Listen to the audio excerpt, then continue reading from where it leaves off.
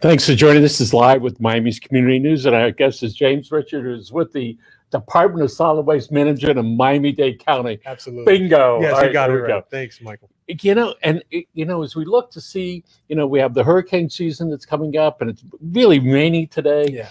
And let's talk about all those green carts that are out there waiting to be picked up. Mm-hmm. All right.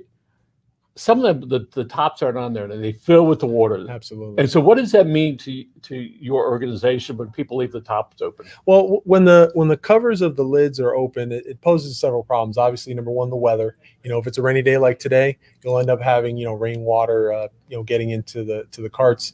And although some carts may have holes in them to help drain, typically that water just accumulates and becomes a problem until the cart is emptied. A lot of times we get people who call into our department and report that after their cart is actually serviced, it's placed back down and the lid is open. So they have to deal with emptying the water out of their cart. That's just a byproduct of the conditions on the ground, if it's grass or uneven. And then our trucks use those automated arms on the side of the truck. So when it's placed down, our driver just wants to necessarily, go to the next home and service the next cart. So having the cart upright sometimes is a little bit more important than necessarily having the top closed on top. Is there something automatic that would cause that to close by itself? Sometimes each one of the arms is supposed to be, calibrated. They do testing and servicing of the trucks regularly. And so sometimes if that hydraulic arm is maybe a bit too powerful, then it may leave those lids open. It also has to do with the condition of the carts themselves. If there's any damage to the lid, it might be open. Also, if it's windy out. You figure that if the wind's blowing a certain way and that cart is coming back down on the ground, it may leave the lid open. So it really does depend on the conditions of the day. And how many customers does Miami-Dade County service for the green carts? For the green carts, it's over 340,000 households we service, and that provides a garbage service 2 days a week. That's either Monday, Thursday, or Tuesday, Friday. And so, let's see, Monday, Thursday. So when I put them out Saturday night or Sunday, for Monday, we're good. Oh, yeah, absolutely. Yeah, our customers are reminded to put out their carts at least by 7 a.m. on their service day. The night before is always the safest bet, just to make sure that it's collected on time. My wife always reminds me all day Sunday. Yeah, absolutely. But that's like. Oh, yeah, no, my service day where I live is Monday, and I put them out yesterday. Right. Yep. So here we are. We have 340,000 homes, all right? What percentage have more than one can? Oh, we actually get additional cart requests all the time. Depending on the number of people living within a household, you may have some people having 1, 2, even 3 additional carts for garbage at their property, and it really does depend on the amount of waste that is generated. But the thing about it is, our additional green cart service, it's a service that is you have to pay for. So for each additional cart, over one, you get one, yes. You get one a year included. Right. So let me backtrack a little bit. So every single one of our single family household customers receive 1 green cart and 1 blue cart for recycling as part of their base waste service fee.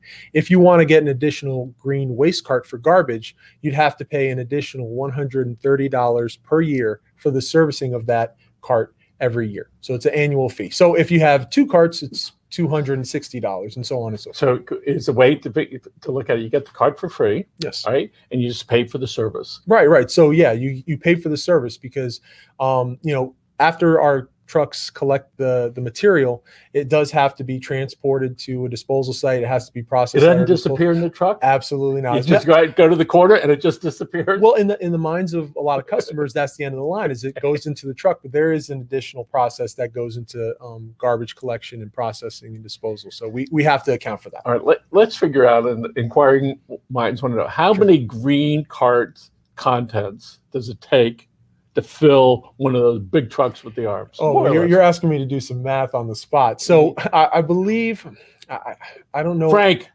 Calderon, how many? I think James going to figure it out. Frank would know. So our standard garbage cart size is 96 gallons. So it really does depend on how much that material can be compacted, because you're talking about volume versus weight. And in a garbage truck, they really measure the contents by weight. It's only safe to transport garbage to a certain level within, in our vehicle. So it really depends. On a rainy day like today, it'll be less because it may be weighed down by the rainwater that may get into the carts or in the vehicle itself. When the contents get put in this truck, it gets compressed. Yes. Whether it's wet or dry, is it about the same compression that occurs to the garbage? Yeah, typically, but just like when you have anything that's like wet cardboard, you may try to squeeze all the liquid out of it, but there's still some residual liquid there. So as much as we try to compact and get that liquid out, there's still some remaining, and that also adds weight to the load, and that's what our drivers take into account when it's time for them to drop off their load. Okay, so you get one green cart. Yes. You get additional ones, 130 per year. Yes. When they break, you look at it, there's a crack in it or whatever, what happens? All right. So if a customer has a damaged cart, whether it be green or blue, they can call 311 and report it as damaged. And what will happen is they'll get a service request started, and our staff will actually go out to the property and attempt to repair the cart. Typically, what we usually see are wheels that have fallen off, lids that are, damaged. And in those cases, those are easily repaired where we just replace it. If for whatever reason there's significant damage to the cart and it can't be repaired, then it will be replaced. And that's free of charge. Those carts seem to be pretty strong. Oh yeah. And the bar that holds the wheels, all right, that's pretty strong, because you think about all the stuff you put in there, all right? And it lasts. No, right? Absolutely. They're made to last, but you also have to think that they get a lot of use. I mean, you figure that over the course of a year, you have 2 service dates per week times 52 weeks a year, and you can do the math. There's a lot of wear and tear that goes into these carts, not only at the curb, but imagine if you have it, wheeling it to and from your house and vehicles on the road, who knows what could happen. So we try to, obviously purchase the most durable carts that are available. And for the most part, our customers are happy with the durability. So James, do you ever try to take out 2 carts at the same time that are full? Absolutely. Okay. I just want to know, does the bottom scrape along, or do you actually tilt it? I actually tilt it. You're supposed to tilt it so it'll be easier to wheel out there. But it's a thing where you have to ensure that you do the best taking care of your cart, and for whatever reason, if it does need any sort of repair or eventually replacement, they could contact us and we can make it happen. Every once in a while I hear somebody putting a half-used 1 gallon or half gallon of paint into those things. Tell us about how bad that is. Oh, it's terrible. We encourage and we ask that our customers take any sort of paints, hazardous chemicals, oil, like motor oils and things like that, to our home chemical collection centers. They're free to use. We have 2 locations in the county for any resident in Miami-Dade County. You don't have to be our customers. But when somebody puts a gallon of paint into the truck, like we just talked about, the truck compresses the material. So when that happens, the paint seeps out, gets onto the roadway, causes damage to the road, and we unfortunately sometimes have to go out and clean that up. We try our best to kind of backtrack and find out where the paint might have come from to maybe leave a warning notice and tell people not to do that. But sometimes it's really hard when our drivers are out on the road trying to service their routes. And how many drivers, is that what they're called? Yes. Drivers. How many drivers are there, more or less? So I believe that there, for garbage truck drivers, I believe we definitely have over 100. And so we also have drivers who are available for open routes. So for whatever reason, if a regular driver on a route is unavailable, if they take time off, if there's sick leave that's taken, those substitute drivers essentially are out there fulfilling those routes for those regular drivers. Okay. And I just want to get it as clear as I can. Absolutely. When the driver's out there, yes, he goes to how many homes a day? It really does depend on the route. So if we have, so it will probably be 340,000 divided by, I mean, it's definitely several hundred during their route a day. I mean, and it does vary because some communities have more homes within a certain area. Some homes have larger lots and things like that. So it might depend. do you go into condominium association fenced property? Well, we don't service condominiums, like the apartment buildings, multi-level, multifamily properties, but private road communities, HOA communities, yes, we do provide service in those communities. And they put out the garbage the same way. Absolutely. The only difference is, we would be required to have a gate code so that our drivers could access that community. But yes, we provide service within those communities. It's pretty amazing. What's the split, men and women, on your drivers? I can't. I would say the majority definitely would be male versus female. But we do have female garbage truck drivers, trash truck drivers. We have female waste attendants. Don't mess with them. Oh no, I wouldn't mess with any of our employees. I mean, they're all about business. It's not that they're not nice people, but our workers are very professional. They're about completing the task and doing it well. When did the county go from the guys or gals holding onto the back of the trucks and putting in the back? When did that transition start? That transition actually completed in 2007. They transitioned from the manual service, that's what we call it, to that automated service where our trucks come out and they collect the carts using the automated. It's amazing. Okay, so you have the green carts. Yes. All right, truck comes, puts it in there, it gets compressed, it goes over to the plant, and we'll get on to that second. But let's talk about the blue recycling bins. Yes. How often are those out on the streets? So our collection days for our recycling program is once every other week. And not only do we provide recycling service for our full waste service customers, so our customers we provide garbage service for, but we also have agreements with several municipalities to provide only recycling service for their single family household residents. If you were going to guess, so somebody has out the green card, they have the blue card. What percentage of the stuff that actually wound up in the green cart could have gone into the blue cart, more or less? Well, I mean, it would probably be I'd probably say 20%. I mean, there's a lot of confusion and I would say maybe not misinformation, but there is a lot of confusion out there about what can and cannot be recycled. We would hope that when people have things that they're not sure that can be recycled, that they put it in their garbage cart. That's the best thing to do. In the green cart. Yes, to put it in their green cart. The thing we don't want them to do is, if they're unsure, to put it in their blue cart with their recyclables, because then you're talking about contaminating the material that can be recycled, and that causes a bigger problem down the road in the process. So we know cardboard boxes should go into the blue carts. Yes. Except pizza boxes. Yes. Yeah. Right. No, absolutely. I actually had some pizza over the weekend, and I put it in. I just want to know. This is not a commercial, but where'd you get it from? Oh, it's a local restaurant where I live. It's no chain. My wife's not a big fan of the chains. All right. Good answer. So with the grease that's in the pizzas, that causes some sort of problems. What problems are those? So the way the process works, just as a very abbreviated version, is that the material is collected, it's sent to a processing facility where each type of material is separated. Those materials are baled together, they're compressed into like large cubes. And then those materials are shipped overseas. So if you have cardboard that's soaked up with grease and then it's baled and compressed really tightly against other clean pieces of cardboard, over the amount of time that it would take for that material to get to the processor, that grease has been transferred to another piece, and it gets nasty over time. Just we eat that. Yeah, no, it gets really kind of nasty. It degrades the material, and they can't use it for. Let's talk about the bales they make. Yes. Here's this table. I guess it's about 10 feet long here, 8 feet long. How long, more or less, are those bales, and how high? Oh, well, I'd probably say, and it depends again on the material, because if you're talking about bottles and cans, it also has to do with the weight of the material. But definitely as long as this table. I mean, they have them stacked up in a warehouse, and our partners with Waste Management who process the material, they're the ones who market it. And they don't do that. They don't pick that up by hand anymore. Oh no.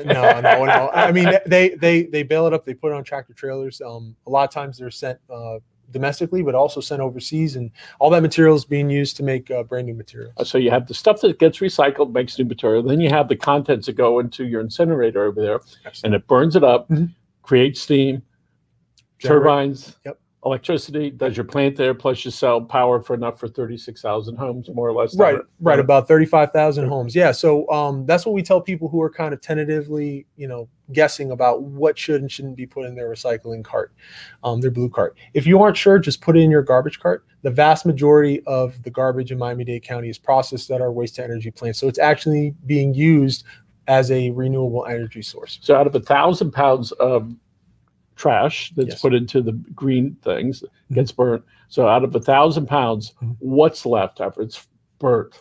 Now, energy is made. I have to be technical. So, you know, when it comes to our waste energy plant, we talk about volume. Right. So okay. let's say 1,000 cubic yards. Okay. So for every 1,000 cubic yards, 1,000 cubic yards of ash is the byproduct. Excuse me, 1,000. It's 100. Excuse me, That's 100. okay. I'm sorry. So the way we say it is, for every 10 trucks that go in, 1 truck worth of material or ash comes out. And the other products used to create energy. No, absolutely. You know, and we also recycle the metals that might also be put into the facility. So we pull all that out and recycle that as well. It's amazing. Let's talk about the average guy that's doing weekend warrior work around his house and picking up all the trash, you know, the leaves and palm fronds. My wife calls palm fronds leaves. I said, no, there's not leaves, but palm frond. And you get it. Where could we put that other than the bulk waste? Is there some can that we can put that in? Now, if you're talking about, you know, leaves and things, if you can bag that and put it into your green cart, you could definitely do that. You know, we advise not putting, you know, large trunks, you know, tree trunks and branches into the green carts, because, you know, when the mechanism within the truck compresses the garbage, it might cause problems. And so, of course, the best option is to take that material to one of the 13 trash and recycling centers that we have. Our customers have free access to any of those facilities. They're open 7 days a week, and they just back up, offload it. And how many facilities do you have like that? 13. And they're free of charge? For Miami-Dade County customers, yes. And they check your driver's license? Absolutely. And they run it through a machine? Yeah. And if you're a bad boy, they got you? Well, it's not that you're a bad boy, but, you know, within our service area, we have apartment complexes and condos that we don't service, and those those residents don't pay the waste service fee, so they can't access. So do you have to go to the one near you, or does it not matter? No, you could go to any location you want. The only thing is that those facilities are not for commercial use. So let's say that you're helping somebody, you know, clean out their home, and you use your license when you go to one of our facilities. If you make repeat trips within the same day, our staff knows to kind of, you know, that raises a red flag. And so if somebody said, I'm going to go to different facilities, it doesn't matter, because you can look at the record. They were up in North Miami today or West State. Oh yeah, no. When we scan their driver's license to verify that one of our customers, yes, we can, you know, definitely look to, you know, see a history there if need be. And so that also assists us, again, to keep an eye out for commercial activity that might not be registered, and make sure that people who are paying for the service are able to access. And the yard guys have big trucks, and they fill it full of stuff, but sometimes they'll see it looks like a license or a permit on some of the trucks. Absolutely. What is that? All right. So we have landscaper permits. So landscapers who work in Miami-Dade County and service the properties that we service can pay for a landscaper permit that would give them access to our trash and recycling centers. But they are given a decal. They are fully permitted. They have to provide information to our department. How much a year is that? More or less. My goodness. You're putting me on the spot. I can't really say, but all of that information is on our website. We get inquiries all the time. Is it more than 500 or less than 500? I believe it's less. Okay. I believe it's less, but don't quote me on that. Yeah. Well, I'm not saying. Okay. No, absolutely. All right. Absolutely. So the yard guys, when they come into your yard, they're paying for a permit, all right, Yes. and they can go to the local trash place. Right. Absolutely. By the way, I'm thinking about paint. Well, we had part of our house painted the other day. We had all these cans. So Susan said, part of our deal is you got to take these 20 cans. Yeah. Right? It was great. No. Because I didn't want to. I'm going, I know I have to take these somewhere, because if I put them in the thing, I'm going to pollute it, and then it's going to break and get all over my green can, and then they're going to know who did it. Yeah, no. Well, that's why we have those home chemical collection centers. Yes. When you're doing these projects, these large scale projects at home, and you have, you know, pool chemicals, oil, when you're doing a tune up on your vehicle, you just take it to one of those 2 locations and drop it off. Here we are, fortunately, in the middle of June, all right, 2021, all right. Thank goodness we lived through this, all right. No, we're done with 2020. Yes, and so obviously people are feeling a lot better. We had 2 people coming today that had not been here a year and a quarter. Wow. Been working with it off-site, and it was like amazing, all right. Now we have coming up July 4th, Yes. which is a big holiday for Absolutely. everybody. Holiday. I think they're going to start tomorrow, and they'll be back on the 10th of July. Yeah, a lot of people taking some time off. All right. Absolutely. So tell us about the service that we could get on that weekend. All right. So absolutely. So we provide garbage collection every service day except for 3 holidays, and that is Martin Luther King Day, the 4th of July, which is coming up in a couple weeks, and Christmas Day. Now, this year, because the 4th of July is on a Sunday, we observe the holiday on Monday the 5th. So if your collection day for garbage is on Monday, July 5th, we won't be collecting garbage that day. Those customers will receive their service on Thursday, their next collection day. And I'll be the only one on the block that's not going to put it out. Yeah, and also as a note, our trash and recycling centers that are open 7 days a week, they will be closed on July 4th, that Sunday. So those are the real important messages that we want to get out about this holiday. And then if by any chance someone has recycling collection on July 5th, they will receive recycling service. It's only garbage that won't be collected on the 5th. Okay.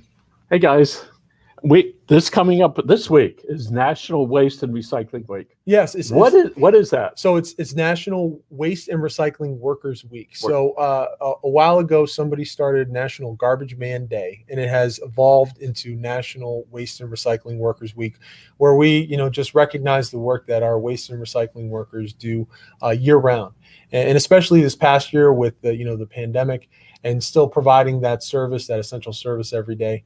It's really important just to give a quick shout out and thank you to all those workers who provide that service. It's amazing because people want to be recognized, whether it's the nurse or the doctor, or the candlestick maker, or the guy that the chef, or the mother, the son, fathers are in there somewhere. The lowliest of all the holidays. Yeah. Well, that one's coming up too. But no, I mean it really is one of the times during the year that we want to say thank you to all of our employees for the work that they do, and to encourage our customers to just take a moment and think about all the work that goes into providing this service. Because like you said, in the minds of a lot of people, they put their garbage out and it's gone. But no, there's a whole process that's involved. It's funny because when we move our garbage from on the property out front, that as soon as it gets closer, there's this relief that comes over each of us, okay? And when you put the top on it, okay, it's done, all right? And then we'll come back in the evening and it'll be out there. Amazing that somebody came by and picked this up. And it's certainly one of those times where you wonder, what about that person that was there? How long has he been there? What about his family? What is it like all day long driving, through these streets? No, it really is.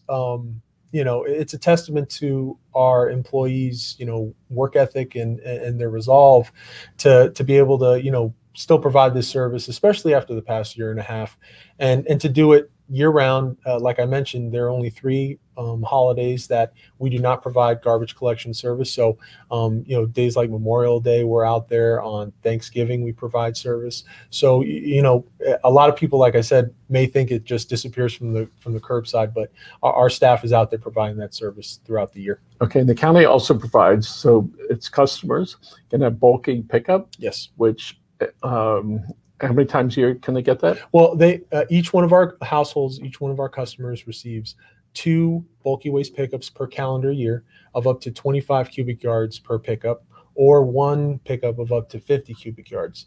And that doesn't roll over. So let's say you don't use any of your bulky waste pickups in 2021. On January 1st, 2022, you still only have. So they can't say, listen, I didn't do any last year, so you got to not only pick up this one, but I want you to do more. Right. We won't honor those pickups that weren't used the previous year. You got to use it or lose it. Absolutely. And so if sitting out on the street side or in the swale, 25 cubic yards, to give us folks an idea, how many pickup trucks, if you're going to park a pickup truck on one end of that load, park another one behind it, another one behind, how many lengths of a pickup truck might that be? I think the standard bed of a standard pickup truck, I think is 10 by 6 or something like that. Our trash trucks are 25 cubic yards. So I would probably say maybe 3 or 4 beds. But if you see one of the large trash trucks that are out there servicing these piles, if you fill up one of those trucks, that's 25 cubic yards right there. All right. So for the average guy, that's probably about it for his house. Yeah. All right. And I live in horse country, and every once in a while I can always tell when they're going for their pickup. They got that bobcat in that back in the landscape, back there bringing it all up front. All right. And so when somebody has a bulky pickup, they should call ahead of time and say, hey, listen, I'm getting ready. I'm going to do that. Oh, absolutely. They actually should call before they put the material out on the curb. That's what we encourage them to do. Our service is a scheduled service. So, some municipalities like the city of Miami, they have bulky pickups on a certain day every month or every week. For us, you have to call and schedule a pickup. And typically what we ask people to do is to call before they know that they're going to put the material out, provide us with a ready date, so the date that they will have that material at the curb, and then the pickup will occur between 1 to 8 days after that date.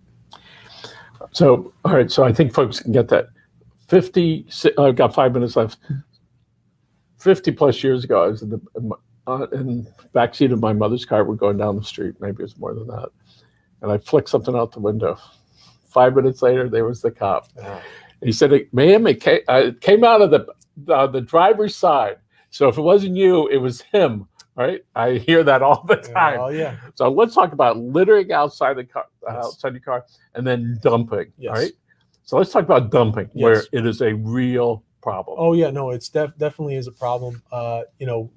To kind of backtrack, littering is, you have a wrapper or a cup or something you just toss on the ground. Dumping is when you have someone back up and leave large bulk items like tree branches, furniture, televisions, mattress, tires, construction and demolition debris. And that I consider is a little bit more of a planned violation, a planned crime, because it is a crime. And so we both want, we want both activities to stop, but illegal dumping is an issue. Our enforcement officers and you have cops that do that. Absolutely. We have enforcement officers who go out and they monitor areas. They call in illegal dumping cases. They do investigations to find out who is responsible for those violations, and they try their best to hold those people accountable. I know we've been over this, but there's one story I hear. Some lady hired some guys to do some construction work in his house. The construction people dumped the stuff on the side of the road. Code enforcement officers went in. They found a receipt to a restaurant. Yep. They took the receipt to the restaurant, figured out who it was with a timestamp on it. They went to there, and the lady says, oh, yep. No, yeah. They purchased lunch for the workers, and they took that receipt and put it in with their materials that they dumped on the side of the road. Oh, all right. And shame on the guy that dumped his that trash out there, and for the guys that left their tar machine, a roofer in horse country. All right. I can't believe it. We try to keep in Senator Soto, make sure that place is clean all the time. You guys do a great job. There's some guy that back off a truck. They just left it there. It was one of those tar pots with the propane. I mean, we've seen boats, we've seen jet skis that are being left out in unsupervised areas. Luckily, our enforcement division is using technology like gaming cameras, like surveillance cameras, to catch people in the act, and that helps out too. We get their license plate, make, and model, and that helps the investigation move along. But it's a problem that is really happening throughout our service area, and we're working to address it as best we can. And I got to tell you, quite frankly, it's been in horse country. It's been very clean out there. It's a tribute to your guys going around and doing that, and for Senator Soto, who's he goes around and he looks and makes sure that stuff is there. And 20 years ago, somebody dumped a horse out there. And I said to the people, people are complaining. I said, it was one of us that did that. Somebody didn't come from Pinecrest and go out to horse country and leave this dead horse here. It's one of us out here. I mean, you'd be really surprised. Like I mentioned, there's a cost associated with disposal, and some people just don't want to incur that cost. And unfortunately, they cut corners. They violate the law because there is an anti-dumping law in Miami-Dade County, and they just want to save a buck. And unfortunately, it affects the neighborhood. Whether it's putting it into the blue cart, or whether it's taking your stuff to the dump, just remember your little kids and your grandkids that are going, what's daddy doing? What's grandpa doing? Is he doing the right thing? And our kids remind us all the time about to make this a better place. No, definitely. You want to leave a good example for your family and for the next generation. And these people taking these bad actions certainly don't help the cause. We're going to wrap it up here. Sure. And in the last 30 seconds, would you look into the camera? Which camera should he look into? This camera right here. And tell some youngster who's coming out in post-pandemic, and he's 17 years old. He's looking to the future. So give him some words of encouragement. No, absolutely. Keep up the good work. People usually find what they're passionate about, not when they're studying, but when they actually get out in the real world. So it's definitely important to find what you're passionate about and make that part of your living, and the rest will take care of itself. Good. James Richard with the Solid Waste Department of Miami-Dade County. Thank you very much for being here. My pleasure. And for our audience right over there saying hi, hey, Howard, thank you so much. Folks, have a great afternoon. Again, this is Live with Miami's Community News. Have a great day.